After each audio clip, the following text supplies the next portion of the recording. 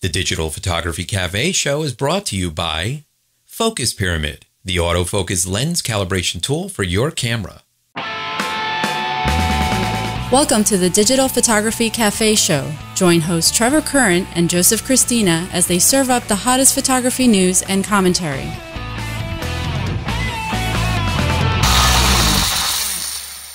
Hey everybody, welcome back to the show. This is episode 158. I'm Joseph Christina here with my co-host Trevor Current. On last week's episode, we talked about Adobe's Creative Cloud update, Photoshop Mix for iPad, Lightroom 5.5 update, and the AirDog drone Kickstarter project. If you haven't watched last week's show, I encourage you to do so. You can find it at digitalphotographycafe.com and our YouTube channel, youtube.com/dphotocafe. Listen with the popular Stitcher, TuneIn, and Xbox music apps, or subscribe through iTunes or RSS. So Joe, we're back. Happy 4th of July. Happy 4th, my friend. Yes, we're a little late again this week. Yeah, lots been going on. Yeah, we got lots going on. I mean, as we mentioned on the last show, or maybe it was a show before that, it's summertime, obviously. Family is home. Business is busy. We've got a lot going on, and we're trying to get these shows out every week for you. But, unfortunately, there's just going to be those weeks throughout the summer that we may miss occasionally. So. Yeah, we might stumble, guys. Yeah. We might stumble. We will try not to, though, because there's just so much. And when we miss a week, it's kind of sad. I'm sad. There's so much information that I want to share. Yeah, I really enjoy doing the show. I really like to do it every week and stuff, but sometimes it's just not able to happen right now. So So anyways, guys, listen, I got to tell you a quick little story, and this is it. It's kind of it goes with what the industry is like as of today, and it's actually about Adobe. And surprise. So we've run Adobe since like the beginnings, the absolute beginnings of Photoshop, and we've had Lightroom since like Lightroom 1 or whatever. So the latest and greatest that we had for a long time was Lightroom 3, and we went from Lightroom 3, skipped Lightroom 4, and went to 5. Now we're at 5.5 throughout the studio. That's great and everything. But one of our laptops needed to be reformatted. The hard drive, the SSD in there died, so we need to put Lightroom back onto it. The problem is when we go and install Lightroom 5.5, it says, hey, go ahead and enter in your serial number. So we enter in the serial number for the 5, I think it was, the latest that we purchased. And it says, that's great. We appreciate that serial number. Now give us the serial number to the one before that. Right, because the version 5 was an upgrade version, not the full box version. Exactly. So now we're scurrying around the studio, looking everywhere, including the dumpster, to try to find this box of 3 or 2 or whatever it was. I think it was 3. And basically to no success. So I ended up calling Adobe, and I'm like, listen, this is what's going on. I need to install this onto our laptop that we bring around with the clients and whatnot. It's a MacBook Air. And I can't install it. It keeps asking me for these 2 passwords. Well, I get this nice woman over in India who... it's one of these where, yes, Mr. Joseph, anything that you need, we will do for you. Yeah. So after all of the Mr. Josephs back and forth for 1 hour and 23 minutes, they ended up creating a brand new serial number for us for that laptop for Lightroom, which I do appreciate. Oh, yeah. But the amount of molar drilling, eye tooth pulling that had to go on during the conversation from manager to everybody. Yeah. It was just hell. So you guys, if you have an update and you need to reinstall this, don't lose your original. Whatever you bought from Adobe, save those serial numbers. That original serial number, if it's on a box, then save that box, whatever you do, because it will just make your life a lot less miserable than mine over the weekend, for sure. One other thing to kind of go along with that, this happened to us in the studio years ago. We were in the habit of rebuilding our computers like every 2 years. Right. And we made the mistake of wiping out one of the computers before deactivating the Adobe Creative Suite. Oh, God. Yeah. Same situation. So we tried installing it on another computer, because these licenses allow you to install it on 2 computers. The Right. idea being a laptop and a desktop, let's say. Exactly. So because we wiped out the one computer, as far as Adobe knew, it was still active and running on that computer. The serial number was being used twice. So I tried to install it back on the same computer and entered the serial number. It said, no, you're already activated on 2 machines. And now you can't deactivate because it's already gone. It's already gone. So I had to call Adobe, go through the same song and dance. And finally they said, after a strong tongue lashing, said, you have to deactivate these serial numbers before you wipe out your computers. And I said, okay, that's great. And I said, maybe you want to put that in your instructions. Yes. In bold print, or maybe in the get started quickly manual or something, because as we all know, we all read manuals cover to cover, right? Oh, sure. Oh, yeah. So, yeah. Yeah. This is the kind of stuff that happens. But anyways, it's not just learn from us. Don't do as we do. Do as we say. Do as we say, not as we do. That's right. Exactly. So the D810 replaces the D800, the D700, 600, and on and on and on and on. It is the wedding photographer's camera of choice for many, many years on the Nikon side. And the D810 looks really nice. It's got a lot of cool features, but what it really, really does well is it's almost like made almost for broadcasting, right? That's what it seems to be. Yeah. I mean, looking at the specs, looking at the kind of the bulleted features that they're pointing out with this camera, it really does lead you to believe that this is really meant more for broadcast video as opposed to shooting stills. Yeah. Yeah, it's neat. Definitely neat. It on the broadcast side, it's giving you this HDMI out, but what I like about it is it's pushing HDMI out so that you can record it off camera, but uncompressed. Yeah. And then you can watch it on the back on the LCD, and then you can also it's the way that it's set up is really kind of neat, because it's like the trifecta. Right. So, and of course you can watch it on a monitor, and then of course you're also recording it to a card, but compressed. So technically you got it on the back, you have it compressed, and then you have it uncompressed being force fed out. So if you're going to be doing any type of real editing, you're going to want a uncompressed signal so that you can go and make your modifications, and you have a huge latitude in color, in exposure, and a lot of other things. So you can do color grades a lot easier and a lot of other things. So having that is really neat. I like that a lot. It also has this versatile crop thing where you can go from an FX to a DX. So let's say you have an 50 lens on there, and many times you're like, well, I want a tighter shot, but you want that 1.2 really hairline focal plane type of lens that you have this beautiful, beautiful buttery background. Well, how are you going to do it? That means you're going to go buy another lens that's $5,000? Right. No, you just flip it from FX to DX, and all of a sudden that 50 turns into like an 85. Right. So it's cool. I mean, there's a lot of these like cool features. Of course, it does the full HD, the normal 60 frames, 30 frames, 24 frames, which is the norm. But these little things, they really help out a lot. Yeah, they have the expanded ISO in this one, which goes down to 64. Which is nice for studio work. You can put it down in 64, pump a lot of light at it, get a really great image. And this is where the HDMI uncompressed comes in if you're doing green screening, because now you can get really super fine detail, full 1080p. You can get uncompressed video, which is obviously you take the compression factor out of it and use a straight native HD video, you're going to get better keying when you're doing green screen. So that's a big advantage. That's really cool. Yeah, it has this thing called zebra stripes or zebra striping or whatnot. It gives you a patterning so that you can see blown highlights or something that's too dark. And what I like about that is it does it live. So many times with our cameras, you'll take a picture and then you look at the back and you'll be like, oh yeah, look at all those ants. Yeah. Those are all blown. That's blown out. Like, we got to stop that. Yeah, you got to. Anyway, so this will do it live, which is really neat for recording video. Also, what it does is it will do this highlight weighted metering. So how is this important? Well, I'll tell you, real world. We just did a ballet. We videoed, it was 1, 2, 3. Yes, in my 2.2. Excellent. I recorded it. It was like a 4-camera job, I think. You need to total. post some pictures of that. I should do that.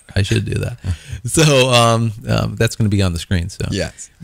So it's like a 4-camera ballet thing that we did. And the problem that we have, and that most of us have, is when you do any type of work in pitch blackness with spots, with spotlights on the major actors or the major players in the play or in the ballet or whatever it is, what happens is the camera is trying to find that middle point. Right. It's trying to find that 15%. It's trying to expose so that everything looks decent. So what happens is the people that are important, which are the ones with the spots on them, end up white, right? Yeah. They end up completely blown out. Well, this will kind of help that, because then you could meter based on the highest, hottest point. Right. You know, that highlight, and then you know that you're going to have that the important characters, actors, or whoever it is, always nicely exposed and never burnt out. So I like that a lot. Yeah, very, very and that cool. really goes more back into the whole broadcast thing. I mean, if anybody who's watched America's Got Talent, you know, I mean, the talent is up on a stage. You've got all these spots on it, and the whole surrounding stadium or arena or wherever they are, theater, is relatively dark. But these high-end, you know, commercial broadcast cameras are able to compensate for all of that, and I think that's kind of where we're going with this camera.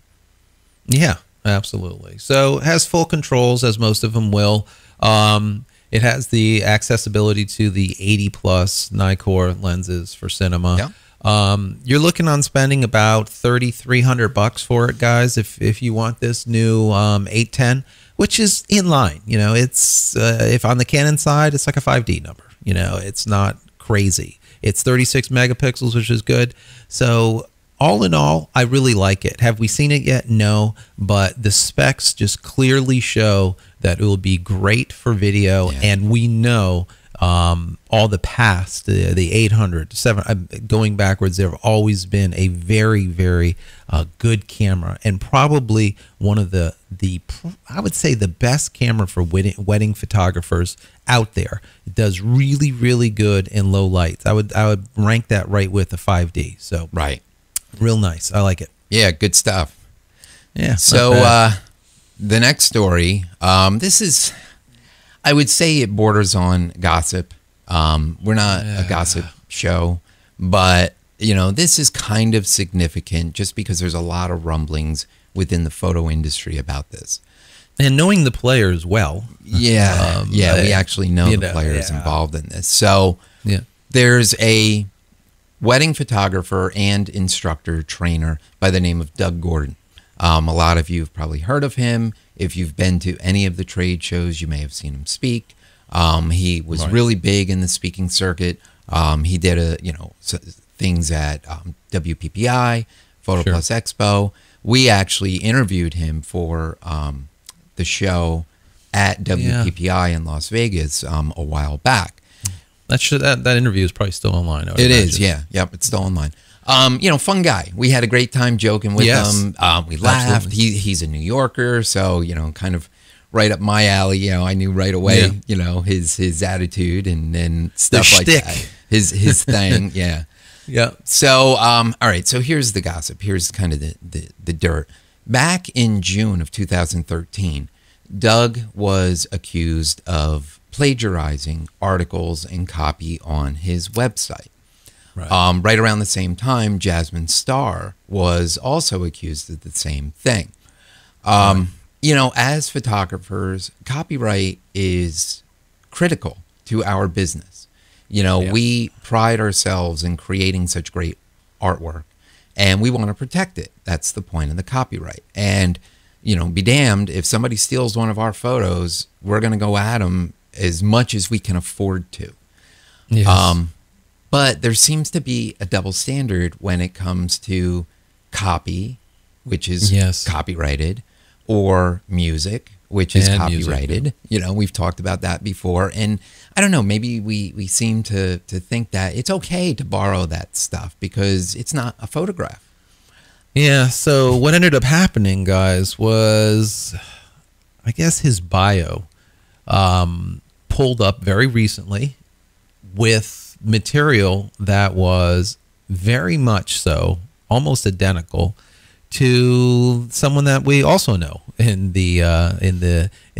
our close network of folks. And he supposedly made this bio years and years and years back. Yeah. And he actually posted, I think it was a copy, right, of the bio that he has, or if he's still using in comparison to the one that Doug has online.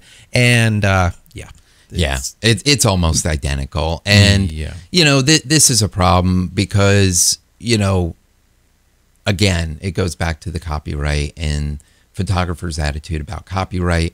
And this has really affected him. He has now been booted he was booted along with Jasmine Star from WPPI 2014, the beginning of this year, from the speaking segments that they had. Doug, however, was speaking at the Nikon booth, and he is a Nikon ambassador, which very well may be affected after this second go-round of plagiarism. And Sal Sincata, he's another kind of big star now in the wedding industry. He was kind of an up-and-comer a few years ago, and a great businessman, kind of like Dane Sanders, and he just kind of blew up. And you know, Sal's all over the place. He's got all kinds of training and this and that and the other thing. And apparently Sal just cut Doug off from writing for his magazine, and also the Shutterfest. Yeah, Shutterfest. He's gone from that as a contributor too. So, yeah, he's having problems. Yeah. So we don't know what's going to go on with Doug, but you know, God bless them all. It's just like this fighting match that's kind of going on, and indirectly, rightfully so. You know, you can't do that, guys. No. I mean, you cannot. Inspiration is one thing, but duplication is another. Yeah, I mean, we've spoken on this probably about a year or two back on the show and said that there is no new thought. No. We basically iterate on what we've already seen. We just kind of change things a little bit, but our consciousness, our collective consciousness of what we've grown up with since we were kids, all makes a play. Right. It's factored into our creativity, what we produce. So most of the time, we produce stuff that's already been produced, but just slightly altered. That's just the facts. It's not. There's not that many people out there that produce brand new ideas, brand new thoughts, brand new products, things that have never been around ever before. There's not a lot of that. No. There's a lot of copying, evolution, but evolution, absolutely, originality. You just can't. The problem with this is you can't just plagiarize. Just take it almost word for word, change out a couple of words, and then call it a day. So we'll let you guys be the judge. I don't know what's going to go on, but I'm going to venture to say that Nikon probably is going to dump Doug. Well, they're not going to be real happy with him for sure. Yeah, I just have that feeling because these companies, these big companies like Canon, Nikon, the large ones, they really need to be aligned with the up-and-comer or the great, the superstars, right? Not someone that's got any kind of black ink on them. It just doesn't fare well for the brand. No. So and Nikon's got enough issues now with the D600 problems and how they handled it and stuff. They don't need any more bad press. No. And so I don't know. Yeah. The writing's on the wall, I have a feeling, but we'll see what happens. We'll have a link in the show notes if you guys want to go and read all of the nitty-gritties about it. There's links to the original articles from back last summer. The first time that he was accused of plagiarism and all that. So all the way up to now, recently. Yeah, all the way up to now. So you guys be the judge. Take it for what it's worth. We're just reporting on it. Yes. So anyways, before we get into more good stuff, let's go ahead and take a quick break and hear from one of our sponsors. Are you frustrated with slightly out of focus images when you know your autofocus spot was dead on? It's simply not your fault. From manufacturer to manufacturer, and even lens copy to lens copy, there are slight variances to the exact spot where light is being focused onto the sensor. Finally, there's a product that allows you to compensate for those variances and make sharper images immediately. Focus Pyramid, the autofocus lens calibration tool, is an absolute must for every photographer. If you want to make the sharpest images possible, then you need to take control over your camera's focusing system. With the Focus Pyramid, you can calibrate all of your lenses on your lunch break. The Focus Pyramid makes lens calibration quick and easy at an affordable price. So give your lenses a new lease on life and take your photography to the next level. Head over to focuspyramid.com/DPC and get an additional 10% off just for being a show listener. All right, so we're back, and Apple is in the news with their program called Aperture. And a recent announcement, they're actually going to discontinue production of Aperture. So basically, the only way you got to go now from a professional standpoint is Lightroom. That's so crazy. I don't know. It bothers me a lot. Yeah. Not a little, a lot. Yeah. Now, I'm a Lightroom user. I love Lightroom. I went from Aperture to Lightroom at the very beginning. I love Lightroom. But that's not the point. No. The point is when you end up with this monopoly, Yep. There's no reason for the company that has that monopoly to do anything great. Who do they have to compete with? No one. They just do more of the same. They iterate, they change things a little bit, and they hand it out, and that's it. Yeah. God, I hate this. Yeah, it's not cool. I really There's a quote here from an Apple representative that says, with the introduction of the new Photos app and iCloud photo library, enabling you to safely store all your photos in iCloud and access them from anywhere, there will be no new development of Aperture. When Photos for OS X ships next year, users will be able to migrate their existing Aperture libraries to Photos for Mac OS X. Yeah. And we know there's going to be, a new Photos app in the iOS. So your iPads, your iPhones and such. So they're looking for this seamless integration across all the platforms for your photography. The only hope that I see from this is they really stress this third-party extensibility. Right. So basically the API is going to be out there for Photos for developers to create on and to develop on. I could see a smart developer going and creating a module off Photos that is like Lightroom, let's say. Right. That my hope.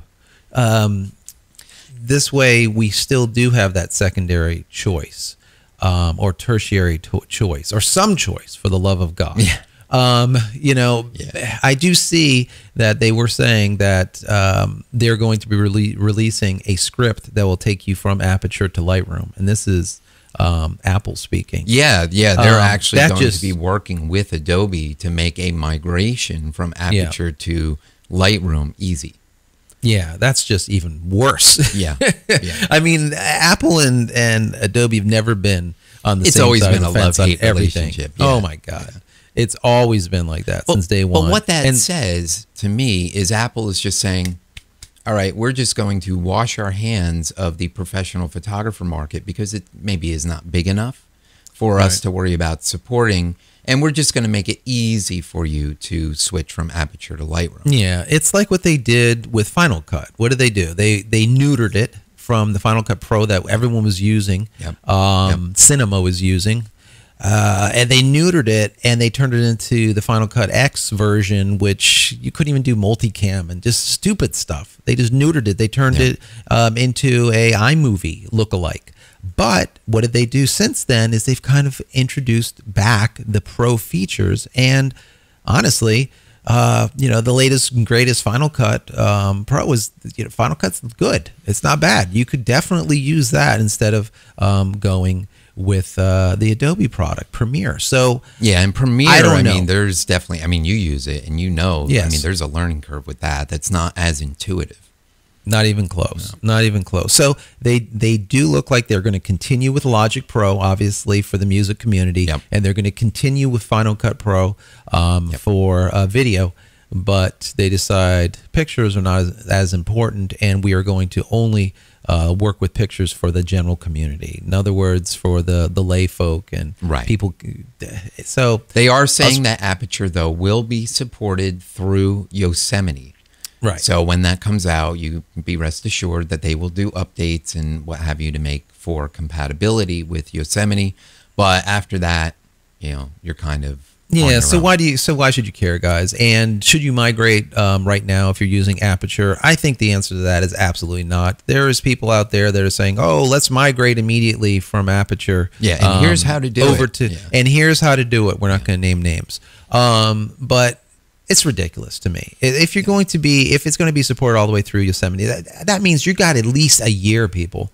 If you like Aperture, stay with Aperture. You don't need to go to Lightroom. It's not necessary. If they're giving you the tools to migrate from Aperture straight into Lightroom, and that tool is devised by Apple, it's going to work 100%.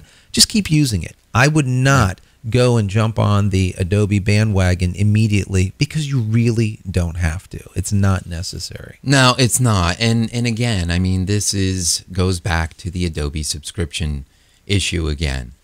Right. When Lightroom becomes the only professional player in town, Adobe can force people to have to go with the subscription, the photographer subscription to Photoshop and Lightroom. They may decide at that point, you know what, we're going to just discontinue the standalone version. So yeah, I would not make a big jump, and let's wait until the dust settles. Maybe this Photos app, with the extensibility of it for third parties, may be a contender. So let's just wait and see. There's not enough information out there yet to get all freaked out about. I would say definitely ride it out a little bit, let the dust settle, and see what Photos looks like. Yeah, don't go willy-nilly, go jump ship. This is not really necessary. No. So anyways, moving on, Photoshop. Congratulations, you guys. If you are the 2.1% of the mobile market that's using a Windows phone, you now have Photoshop mobile available to you for your phone.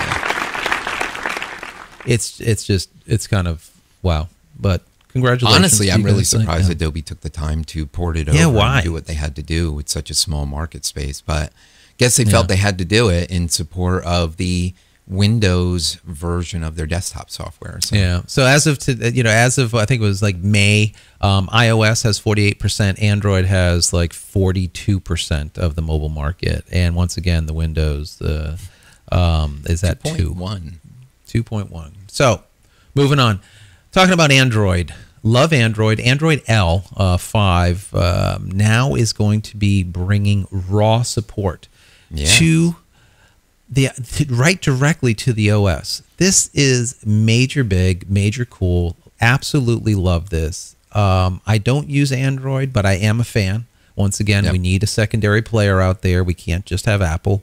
But by bringing this raw support, guys, what this means is if you have an Android device, a phone, taking pictures, instead of having to do this crazy witch doctor type of task to get a native raw image out of the phone, it will be supported immediately right in the OS. So and as a DNG format, so not a proprietary format, open format. Yeah, so it's an Adobe format. It's a DNG. Love that. I absolutely love that because remember, not just the phones seem to be going this Android. There's a lot of them. What would we say? 40-some% are Android. But a lot of cameras are starting to run open Android type of platforms. You've got point and shoots running the Android operating system. So this, definitely becomes more of a significant player. I mean, I know a while back the Canon guys, the Canon DSLR shooters were going for the G series of power shots. Because of the manual controls, because of, all the benefits that they had.